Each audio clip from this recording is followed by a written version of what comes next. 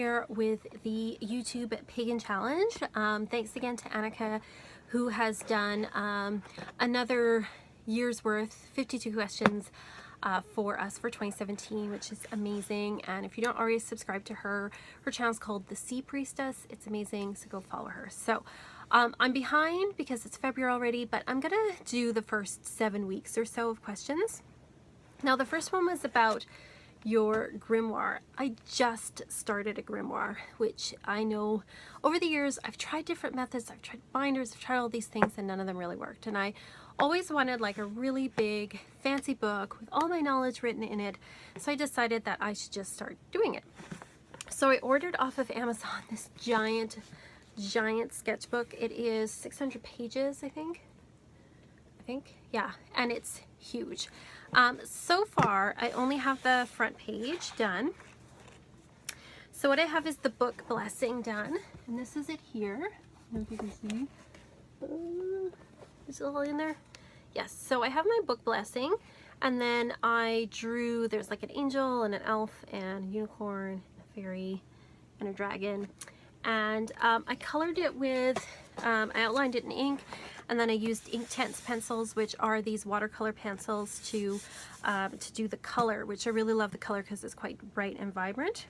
So that's what I did for the book blessing, and then I'm going to do the indexes next, but I've only just started, so I'm thinking of doing an index and just leaving a certain number of pages for the index and then filling it in kind of as I go. I really love the look of medieval sort of hand-drawn illuminated manuscripts. I studied a lot of medieval art history in university, and so I'm really kind of going for that look, but in a modern kind of way, in a way that's very me. So I just started this. This is going to take me years and years to finish, and I'm totally okay with that. So that's what I'm doing grimoire wise for my giant book of knowledge. I just like carrying it. It's super heavy. Love it. The other book I have, which is kind of my book of mirrors, is just my ongoing kind of thing where I record things like dreams. So what I'll do is I record dreams in here. I don't really have an index for it, and then I'll leave a page to talk about, like, later reflect on the dream. I'm using the graph paper. I just find that a lot handier. This originally was supposed to be a bullet journal, and then I gave up on bullet journaling and it became this. And then I have my rituals in here. So rituals, dreams, and any divination all goes in here. And this is one I just recently started. So this is just your standard office kind of grid. I think it's like 200 pages or something. Can't remember. And I quite like this style because I don't feel as precious about this, whereas like the other book, I feel like, okay, you have to get it perfectly, but this is just recording stuff, so I don't feel like I have to be so precious or pretty or perfect about it. And I don't have an index. I just sort of like keep putting stuff in here as I feel I need to. And I quite, you know, for me, this is, you know, I'm not as afraid to mess it up, so I'm more likely to write in it as well. And how I consecrate them is just in ritual. I'll cleanse them first with incense, kind of put them over a candle, put some water and salt, and then I'll bless it and just ask for whatever god or goddess I'm working with, their energy, to bless it. And that's how I kind of consecrate and deal with that. And I think just when you work with things like this too, you just put energy into it, and then it becomes this sacred object that you're working with. So I think that was kind of like the first 4 questions, was talking about like how do you index it, do you consecrate it, how do you work with it, that kind of thing. And then the next 3 questions were asking if you have a form of divination that you consider yourself to be talented with, or a form of psychicness that you consider yourself to be talented with. And then the following question was, I think, like, what are your favorite divination tools? I think my favorite divination is tarot, definitely. I also love oracle cards. I love Lenormand. I love runes. But tarot and I think astrology would have to be the 2 on top there, because I really like systems and symbols, and those really speak to me because they balance out both the intuition and the cerebral side, so I really enjoy working with them. But I enjoy all sorts of forms of divination. I love pendulums. Like, I like it all pretty much.